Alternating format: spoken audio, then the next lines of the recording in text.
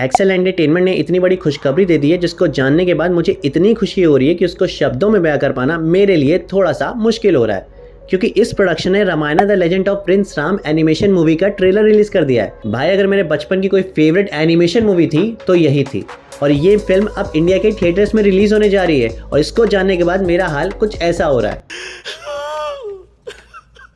इतनी खुशी, इतनी खुशी, इतनी खुशी मुझे आज तक। और 1992 में मात्र 46 करोड़ के बजट से बनी Ramayana the legend of prince Ram आज के टाइम की 600 करोड़ के बड़े बजट से बनी आदि पुरुष से लाख गुना बेहतर है। लेकिन क्या आपको पता है कि जब ये फिल्म बनी थी तो इसको इंडिया में रिलीज ही नहीं होने दिया था और इसको इंडिया में बैन कर दिया गया था। और तो और इस फिल्म ने बहुत सारी कंट्रोवर्सी भी फेस की थी। अब इस फिल्म को 3 लोगों ने डायरेक्ट किया था, युगो साको, राम मोहन और कोइची सासुकी।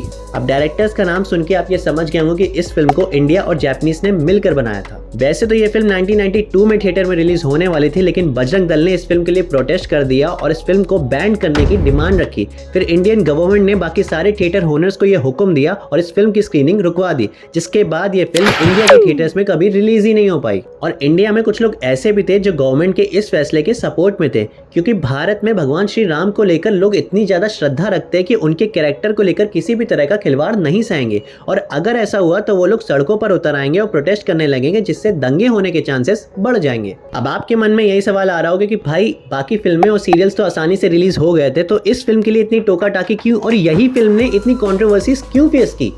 तो इसका जवाब है 1992। जो लोग जानते हैं वो समझ गए होंगे, जो नहीं समझे तो उनको मैं बता दूं कि इस साल 1992 में भारत ना सिर्फ धार्मिक ध्रुवीकरण से गुजर रहा था, बल्कि हिंदू और मुस्लिम में काफी ज्यादा प्रॉब्लम्स भी चल रही थी। रीजन राम मंदिर। अब ऐसे टाइम में अगर ये मूवी रिलीज होती तब तो भाई 100% दंगे होना तय था। और यही नहीं, अगर कोई और रामायण भी होती तो शायद उसको भी इतनी कंट्रोवर्सीज और प्रॉब्लम्स फेस करनी पड़ती, क्योंकि जिस तरह का प्रेशर उस वक्त इंडिया में था, और उससे भी बड़ी बात कि ये फिल्म इंडियन और जापानीज ने मिलकर बनाई है, तो तब लोगों को यही लग रहा था कि शायद ये फिल्म हमारे भगवान श्री राम की छवि को खराब कर सकती है। इसलिए इंडियन गवर्नमेंट ने इस फिल्म की स्क्रीनिंग रुकवा दी थी। हालांकि कुछ लोग ऐसे भी थे जो इस फिल्म के सपोर्ट में थे, और उनका यही कहना था कि एनिमेशन के जरिए हमारे बच्चे भी रामायण की कहानी से परिचित हो पाएंगे और भगवान श्री राम कौन है ये जान पाएंगे। और फिर कुछ साल बाद 1997 में इस फिल्म को ऑफिशियली रिलीज किया गया और डीडी नेशनल में पहली बार इसका ब्रॉडकास्ट भी हुआ।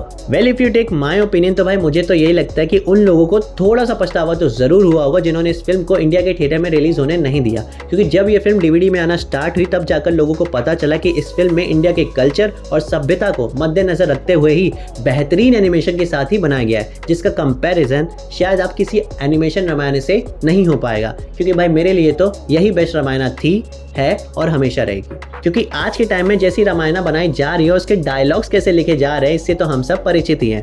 खैर, रामायण से याद आया, एक और रामायण बनने जा रही है जिसकी खबर हम सबको ऑलरेडी है, और अगर आपको प्रॉपर इन्फो चाहिए तो उसका भी वीडियो मैंने बना रखा है और उसका लिंक मैं आई बटन में दे दूंगा, तो वहां से जाके आप उसको देख सकते हैं। खैर, जो होना था वो तो हो गया, लेकिन अगर किस्मत फिर से मौका दे तो उसको गंवाना नहीं चाहिए, और ये मौका 18 अक्टूबर को आपको मिलने वाला है। और finally for the first time ये फिल्म थिएटर में रिलीज होने वाली है। फर्स्ट डे फर्स्ट शो जाऊंगा, क्योंकि भाई मैं तो बहुत ही ज़्यादा एक्साइटेड हूँ। अमरीश पुरी सर की वॉइस एज अ रावण, और फिर वो सॉन्ग जननी में रामदूत हनुमान, और फिर राम सेतु बनते टाइम वो सॉन्ग श्री रघुवर की वानर सेना। अब आप कितने एक्साइटेड हो इस फिल्म के लिए, प्लीज़ मुझे कमेंट करके ज़रूर बताइएगा। बाकी मिलते हैं अगली वीडियो में। Till then bye bye and जय श्री राम।